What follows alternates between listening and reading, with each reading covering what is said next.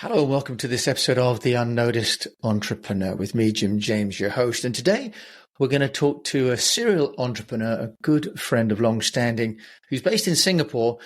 And he's written a book about boardroom positions because apparently quite a few of us should be on boards, but we're not. And Callum's written a book that's going to explain why we should be on a board, but also how to get onto a board and the difference it can make to your career and to your well-being as an entrepreneur. Callum Lung's joining us today from sunny Singapore. Callum, welcome to the show. Thank you, Jim. It's nice to be back. This is my second time, so I'm deeply honored. Well, honestly, I keep having you back because you keep adding a huge amount of value. In fact, Callum, is in the first sort of tranche of interviews from the Unnoticed Entrepreneur show, and is actually also featured in the volume of the Unnoticed Entrepreneur book, talking about how he's managed to get his businesses noticed. So, yeah, it's great to have you back. And you've managed to introduce this new book. It's called The Boardroom Blueprint. Tell us about the role of a boardroom advisor and why it makes a difference to an entrepreneur to be one. And I guess the other question is, why would you do it when you're so focused on your own business? The last thing in the world you can think about is helping someone else with theirs, Callum.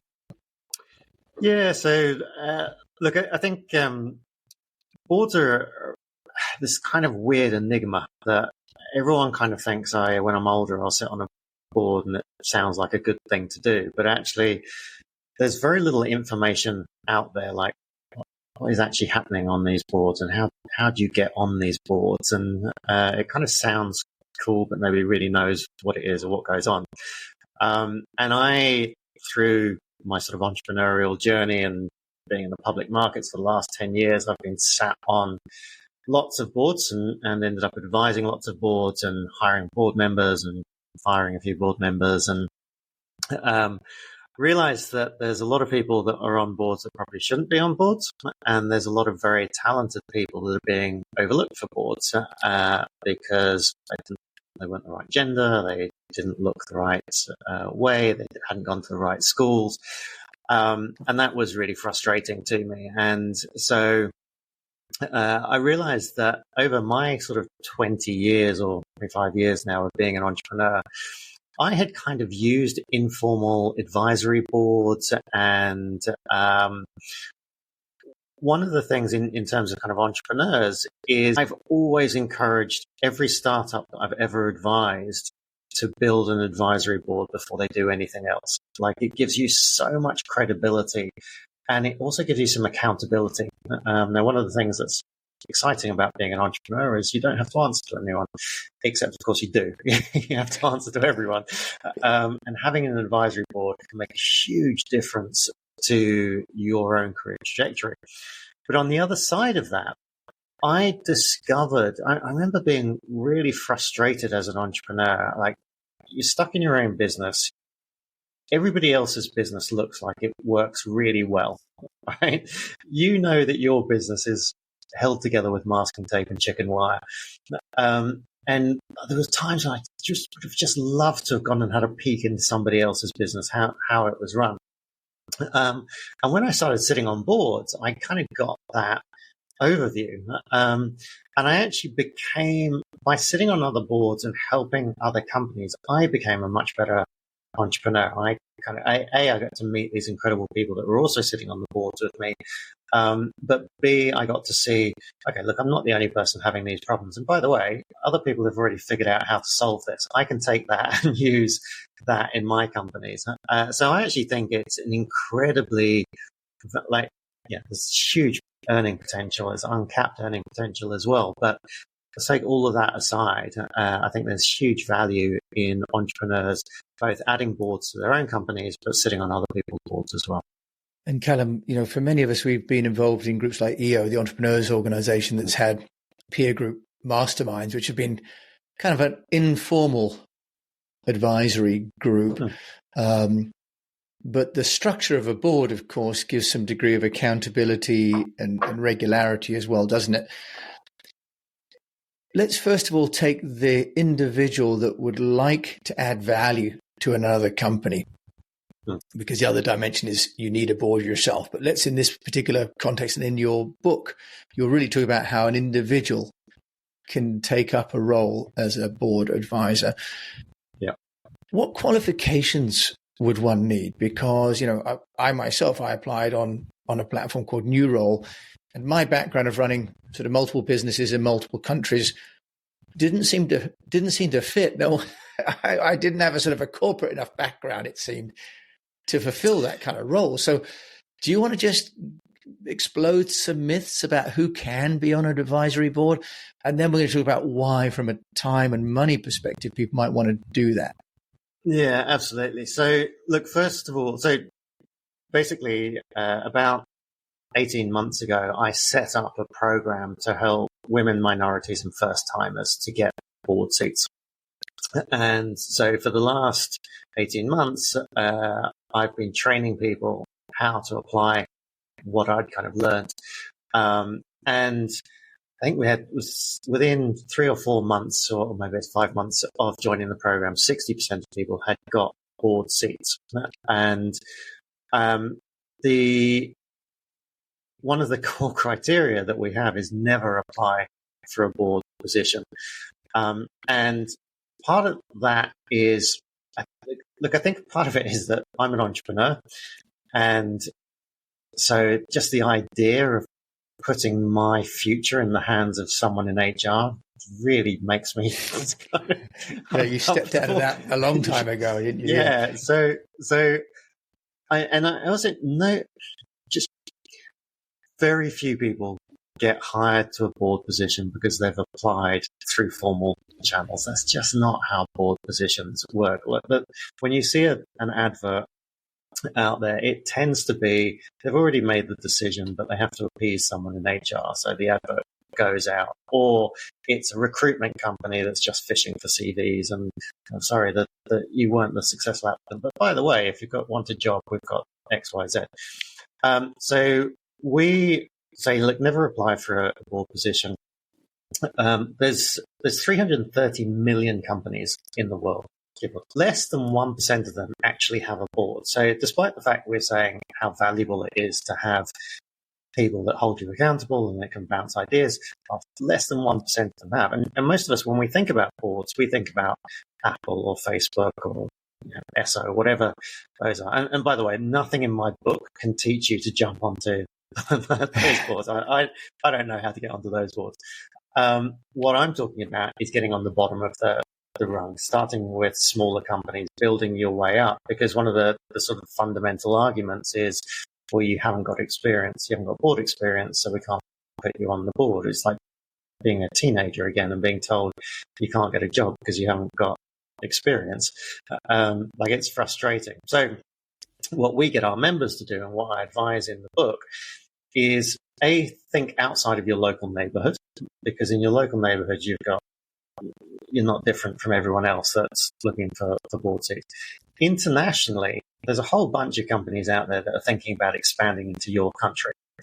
And to them, you've got unique knowledge and you've got unique contacts. And regardless of what your career is or your industry is or how much management experience, you add value like that. Now, if they haven't got a board and you offer to help create a board for them, you can then go and reach out to 4 or 5 cool people that you want to connect with and say, hey, I'm putting together a board for this company. It's informal. We're just going to meet once a month. There's no, you're not going to get paid, but this is just an opportunity for some experience to connect with people. There's no risk. There's no legal obligations there. So it's incredible. You now have become incredibly valuable to that company because you've pulled this together. It's also a great excuse to meet some brilliant people, and you can add value. And by default, you've kind of got your board position. And even though at a very basic level, all you're actually doing is meeting with the CEO for coffee once a month to ask them some questions about your business. If you update your LinkedIn profile and say, I meet for coffee once a month, nobody's particularly impressed. If you update your LinkedIn profile and say, I now sit on the board of advisors for XYZ company, what happens is your network goes loopy and goes, wow, that's incredible. I didn't know you were interested in that. Let me introduce you to this person and what you should. And it happens over and over again. Our members update their profile with their first board seat, and suddenly people are reaching out to them going, "Oh, I didn't know you were even thinking about that. Like, have you spoken to this guy?" So it's incredibly effective. And what we're trying to do is get into that inner circle. And so that's kind of the first step. Callum, that's really, really useful. Though you did mention something in there that we should just clarify. You said it'll be a free position. And if you've got your own company, there's an opportunity cost. Most of us are desperately trying to figure out the winning, the delivering, the managing of our own businesses. Are you recommending then that people should offer their services for free to a company that in effect should be making money as a result of your involvement? So what I do is I recommend starting the conversation about, I'm going to set this up as a free advisory board to give you value. First of all, you're not actually giving it away for free. You're giving it away for credibility, because now you're sat on a board of advisors. Now you've got that update on your LinkedIn profile. It's now much easier to talk to so many other boards in a way that when you applied, they looked at you and saw you didn't have any board experience. Therefore, it's too hard to get you on board. Whereas now you've got that board experience. So it's not for free, it's for credibility. The second piece is that if you know how to add value, and again, in the book, I talk about how you add value, a couple of things happen. First of all, that company, you're only committing to 1 or 2 hours a month. But if you start adding value, that company is going to say, "Hey, look, could you come in and talk to the team for half a day?" And you say, "Well, that's a little bit outside of scope, but I'll do it for X, Y, Z." Or I'll give you a great example.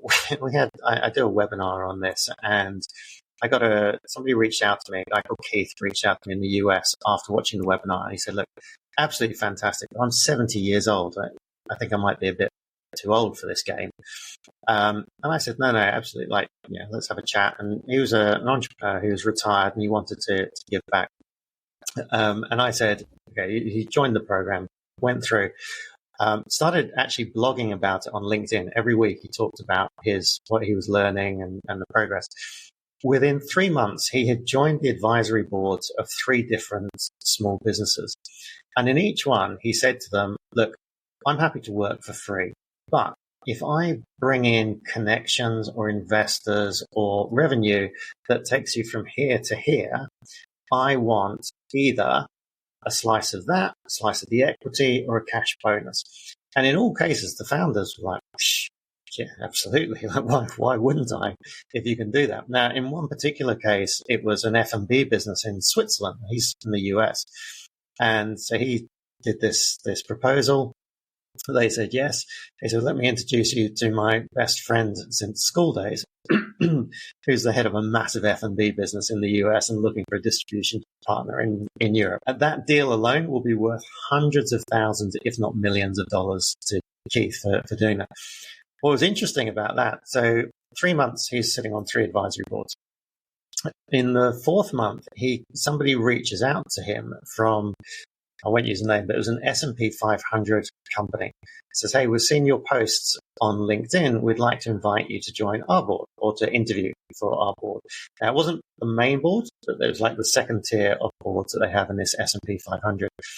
They interviewed him. They offered him a job for $168,000 a year to sit on their board.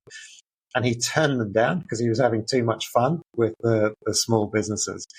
And that was like literally 4 months from joining the program to doing it. And he had all the knowledge, he had all the networks, but he just switched the way he looked at things. Callum, that's great. And I'll have to talk to Keith and see if that role is still in the offing. Maybe I can help him get into the UK. Okay, well, we'll talk. You've got a program, and we can perhaps talk about that in a little while. What are some of the components that someone needs in order to be a good board advisor? You talked about the kind of the activity of going out and offering to set that up, and in Keith's position, helping to connect. But what about some of the components? Because many people haven't structured how they appear. And the show's about getting noticed. Yes. They haven't structured how they appear as a director, but maybe as a founder or as a CEO or as an entrepreneur. Very different. We'll be back after a quick break. AI is changing the game of business. Will you be on the winning team? I'm Jordan Wilson, the host of the Everyday AI podcast, and your coach to help you learn the X's and O's of AI. Artificial intelligence isn't just a new player in the game, it's a new sport altogether. So if you don't quickly put AI into play, your competitors will run up the score. I've spent my whole life building winning teams, from coaching basketball to working with big players like Nike and Jordan Brand. My next move? Helping you win with Everyday AI. Listen wherever you get your podcasts or on everydayaipodcast.com. Let's tap into AI together and put points on the board. Yeah, absolutely. So we have 5 components that we take all people through, and they're not sequential. They're 5 components that will get you to that board of advisors position, and then take you up to board apprentice, and then take you up to an actual board seat. And you kind of repeat through them. So the first one is connections. And as you know, my first book, Progressive Partnerships, was all about how do you create enough value to get people into your network. Most of us are pretty organic with the way we build our networks. It's not very deliberate. So one of the first things we have our guests doing, or our members doing, is actually reaching out to business owners, reaching out to directors, reaching out to investors, and starting to have those conversations. Second piece is knowledge, but it's not. A lot of people kind of think, well, look, I've got 20 years of supply chain management. I could advise your board on that. That's not what the board needs. That's a consultant that the company needs. The board needs to be thinking about stakeholders. So don't worry about your current career. You need to start thinking about, what are the stakeholders of a company? What does the board actually need at different stages? And you don't need to be an expert in this sort of stuff, but it's really understanding the difference between shareholder value and client value. And most entrepreneurs are obsessed with client value. But actually, you need to start thinking about shareholder value when you sit on the board. So just a basic knowledge around that kind of piece. The third one is profile, and exactly right. Most of us, if we're an employee, generally we haven't done anything on our profile because it's only needed internally. If we're an entrepreneur, we've built our profile, hopefully, around our business and how we do that. So it's not about getting rid of your profile and saying, hey, now I want to be a board director. It's about taking what you've got and looking at the intersection of how you can start to add value to boards.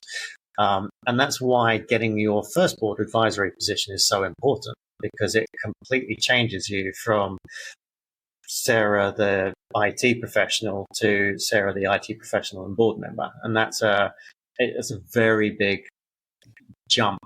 And look, we advise all of our members to do podcasts because it's a great way for them to build their profile. People sit and listen to you and what you're up to, how you can add value. We do media profiles for them as well. So, and Veblen Director Program, which is our business, on LinkedIn, 3 times a day, they put out 3 different stories about, or repost or make some comments on those, so that when somebody looks at your profile, you're not just talking about PR or IT or supply chain management. There's a few little bits around there about governance or ESG or investor relations or something like that. So make it as easy as possible. So those are the first 3, and those 3 are really about how you get the board seats. As you discover in the book, it's actually relatively easy to go out and get those first board seats. But you don't want to be a bad board member. There's enough bad board members out there. So the next piece is really around how you add value. And like I said, most people don't understand it's not about them. It's really about understanding what the needs of the business are and creating value there. And I give the example. So a lot of people think, okay, the definition of a good board member, they've got 30 years PLC experience, they've got all the certificates, they know the legals and all that sort of stuff. And the example I give in the book is, imagine if you're a startup and you're looking for investing and you find an investor, and the investor says, I'll write you a check for 10 million, but I want to put someone on the board to look after my interests. So, yeah, absolutely, of course. And you go into that first board meeting and there's a 10-year-old girl sitting on an iPad at the end of the room. And who's that? That's his board representative. Well, that person is the most valuable board member at the table. They've got no experience, they've got no certificates, they're not well connected, and they don't have the knowledge, but they're still the most valuable board member, because if you piss them off, you lose your 10 million in funding. So understanding what the pressure points are and how you create value, just like, when we talk about international exposure or or your industry knowledge or your connections in the company, those could be your value points. So understanding value is really key. And then the final one is leverage. We don't want to be a board advisor for the rest of our lives. We want to leverage that up, either to take that company to the next level and grow with them, because the bigger the market cap, the bigger your salary and opportunities, basically. Or we say, look, that was a stepping stone. And one of our kind of mantras is every role you take is just a stepping stone to the next one. So you get that, you do that for a year, but at the same time, you're already applying to be an apprentice for a publicly listed company. And once you start doing that, we go up to the real one. So those are the 5 components, and you just loop through those over and over again. Yeah, Callum, that's a couple of things in there for me, really, really important. One is that you understand that you're adding shareholder value, not acting as a consultant providing product value, right? You're not then giving your time for free for something that they would pay a salary for, right? You're creating a quantum strategic change in the business, a business introduction, for example, or even a strategic insight. And the other point that you've raised, there are 5 great ones, but the other one is about a term that you're not locking yourself in. You have a duration for this agreement. Does one need a specific template, document-wise, because you're starting to advise, starting to get people involved, that creates some responsibility, maybe some liability, some risk. So Callum Lang, how do you handle that documentation part?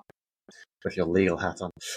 Look, the way I frame it is, for the board of advisors, you want it to be as informal as possible. And in fact, when you're talking to the founder, you're going to say, look, this is nothing to worry about. This is going to be informal.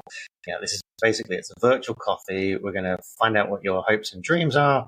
I'm going to ask you some questions. If I can introduce you to some people. So it's super, super informal. And what that does is it also takes the pressure off you, because a lot of people think, well, board of advisors, I don't know how to advise a startup, or a new company or a restaurant. I don't know. So, and the point is, actually, the best advisors give the least advice.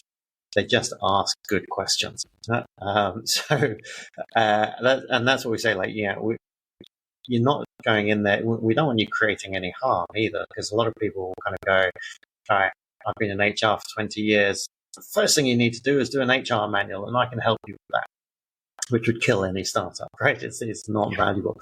But asking them what they're going to have achieved in 90 days and how they're going to get there, and who they're looking for potential partners that I might be able to introduce you to, and what team members you're looking for that I might know and might be able to introduce you, or what investors I might know. That's the value add. Okay, that's wonderful. And as you say, then so basically keep it informal, like an email outlining this is the idea is more than enough. Okay, that's wonderful. And then, as you say, as it's informal, then it graduates slowly as you add value. But as you say, you're not trying to rescue the company. You're really helping the founders maybe learn and maybe see some of the blind spots, because as entrepreneurs and founders, companies often are missing something that you might have that insight, especially if you've got a network or you're established as well. Callum, you've talked about the reward being credibility, but there is a time commitment. From a monetary point of view, you've mentioned about Keith sort of managing to parlay that into something.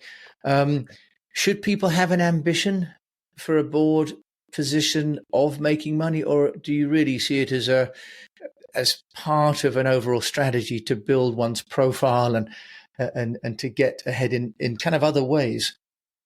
So, look, I still get more often than I should, people approaching me on LinkedIn, sending me messages, saying things like, I'm getting to the end of my career. I don't want to work as hard. I don't want to work as long hours. but I want to be well paid. Can I have a board seat with you? And I would go, wow, somebody lazier than me. That's exactly what I'm looking for. Like, it's the worst pitch ever, but it's amazing how many people think like, well, why wouldn't they want me? I don't want to work. Like, that's what boards do, isn't it? It's just old people sitting around having cups of tea. Look, I think if you go into it with this idea of I'm going to make money, that becomes all about you. If you go into it with the idea of, hey, look, I want to figure out how I can add value. I want to understand this process. I want to be sitting on 2 or 3 boards so that I can share insights. I can share, like, I can meet investors here and take them over here. That's really valuable. And there's no reason why you shouldn't be getting well rewarded for doing that. But you don't go into the conversation going, I want to be well rewarded for this. We're entrepreneurs. We deliver value and then we get compensated for it. And I think that mind shift alone makes a massive difference.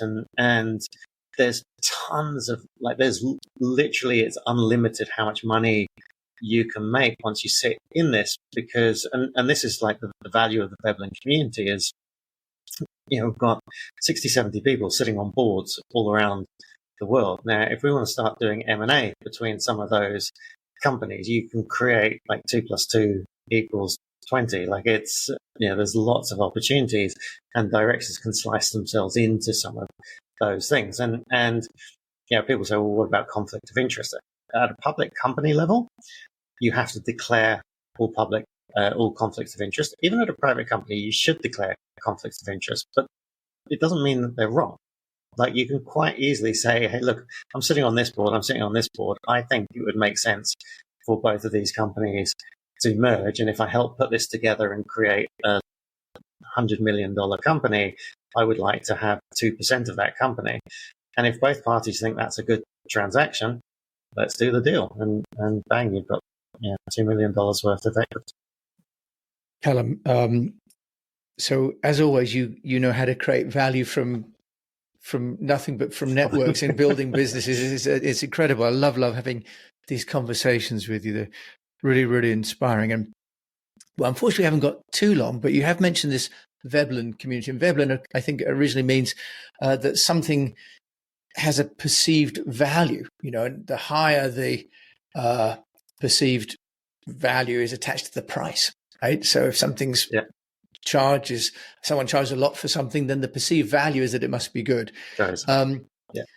So, and that's, we use that in marketing Morgan cars in China. We priced them high because the perceived value then was high. Exactly. Tell us about how people can find out more about you in this Veblen community, Callum Lang. Yeah, so the Veblen Director Program, probably the best place is to look on LinkedIn or do a Google search for Veblen Director Program. There's tons and tons of free content out there. Obviously, the book, I take all the lessons that we've learned from all of our members going through it. Really what I'm trying to do is, obviously, within the program, there's a lot of knowledge and there's a lot of experts I bring in to talk about different areas, especially once you get into the PLC world. But the real value is the community. Just being able to say, okay, so I know this F&B company here, and this guy's sitting on a company over here, and this guy's connected to this investor over here, and this woman's got this group of investors, and that is hugely, hugely valuable, because it's also when you then go and talk to a company about potentially sitting on their board, they're not just getting you, they're getting the community behind you. And so, look, I guess have a look at that, and love to talk to you there. But also I'll do a deal with, so that your members can get a free copy of the book as well. Wonderful. So we'll that. Yeah, we're going to do that just at the end. But before that, Callum, I am going to ask you for the number one mistake that people make when it comes to approaching the board position. Just tell us that, and then we're going to ask you for your number one tip as well. So what's the number one mistake people make? So I think that the number one mistake is they're applying for board positions as they would for a job.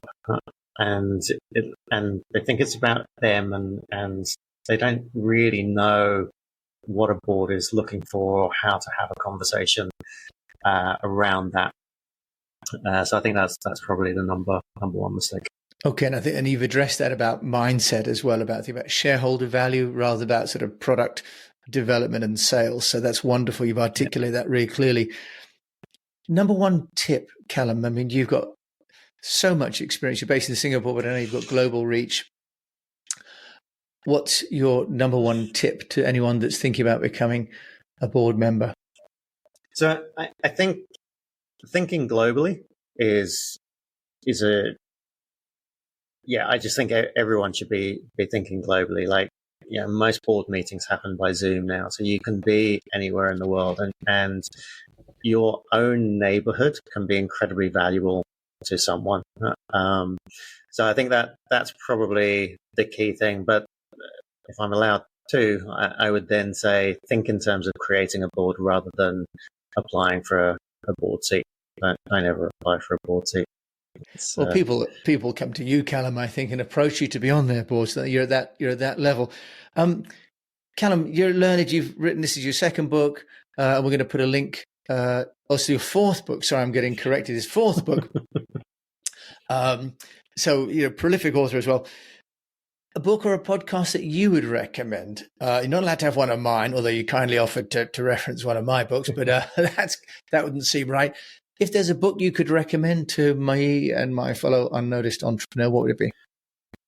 So I think in terms of a really useful one for thinking in terms of shareholder value rather than client value, Daniel Priestley's 24 Assets is a really good book, and it's one of those books that you can use to add enormous value to boards that you sit on, because you can kind of take them through the assets that they need to be building up to add value.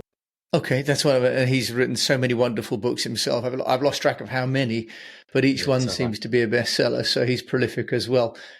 Callum, if people want to find out more about you and the Boardroom Blueprint, where can they go? So the book itself, we'll put together a link specifically for you, which will be a variation on that site. So right now, before the book launch, you can actually get a free copy in return for a social media post. But yeah, so boardroom-blueprint.com is the best place. And then if you want to connect with me, reach out on LinkedIn. Make sure you put a message in the comments mentioning Jim or Unnoticed, and I'll connect with you. But that's the best way. Great, Callum. And presumably don't send in messages saying I'm retiring and I'd like to make a lot of money. What board positions can you give me? Yeah. Callum, thanks. Thanks. Listened if you do that. Yeah, they've missed the key parts of the talk today. Callum, thanks for coming. Not for the first, but for the second time. Hopefully, this will become a more frequent occurrence. You and I having these conversations. I love them. Thank you. John, that's been a pleasure. So we've been listening to Callum Lang, and that's Laing, by the way, if you're looking for Callum. And I'll put, of course, his details in the show notes. And becoming a board member is something that many of us haven't thought about. We didn't have a chance to talk about creating a board, and that may be a time to have Callum back to talk about that. But playing a role on other people's company boards is a great way to learn as an entrepreneur, different ways of doing things, get insights, but also to build those valuable connections to help your own business, especially if you find companies that would add value to your own to be a board member on, rather than just finding one that just seems convenient, find one that would be a strategic value to you as well. So thank you very much to Callum for joining us, and thank you for joining me again on the Unnoticed Entrepreneur Show. And until we meet again, I just do encourage you to keep on communicating.